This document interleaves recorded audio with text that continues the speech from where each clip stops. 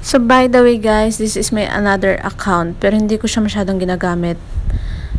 So pupunta tayo sa ating profile. At kung makikita nyo dyan, mayroong add story, edit profile.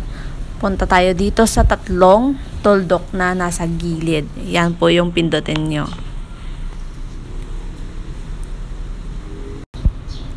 So kung nakikita nyo yung may kamay na yan, yan tinuturo ko, yan yung pipindutin mo. So, after that, mapupunta ka dito sa follow settings. Doon ka pumunta sa turn on professional mode. So, ito yung makikita mo and i-click mo yung turn on. After that, mapupunta ka dito. So, kapag nakikita mo wala pang green, yan yung mga details na pwede mong fill upan o lalagyan mo. So, save. So, nakita nyo hindi pa rin siya, kaya gumawa pa rin tayo ng ating posting. Ayan. So, nakita nyo may tatlong ano na siya. Check or green na siya. So, ibig sabihin pwede na siya. Then, palitan din natin yung profile natin. So, depende naman sa inyo yun kung anong feeling nyo. Musician ba kayo? Mahilig kayo kumanta? Nagba-vlog kayo? Vlogger kayo? Eh, dilagay nyo vlogger, digital creator, anything. Kapag saan ka masaya, dun ka. Charot! Pag masaya na siya sa iba, iwanan mo na. Charot!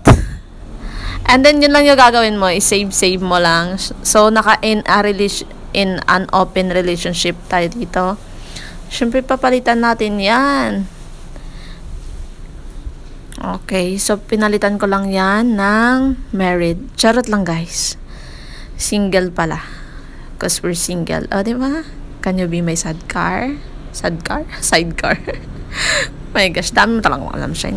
Hirit-hirit. So, kung nakikita nyo is green na siya. Oh, may nag-chat pa.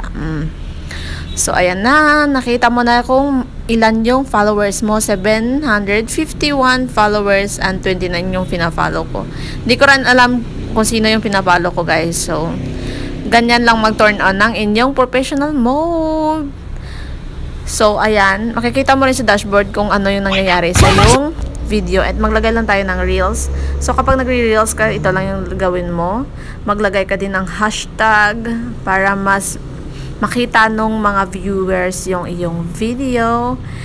And I hope nakatulong tong video na to sa iyo, especially sa mahilig mag-video. You know what? Kahit wala namang nanonood o iilan lang yung nanonood or nagla-like ng video mo,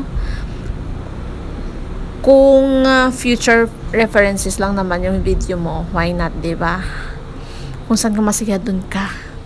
Huwag kang wake up sa lungkot. Charot! So that's all for today's video. Thank you.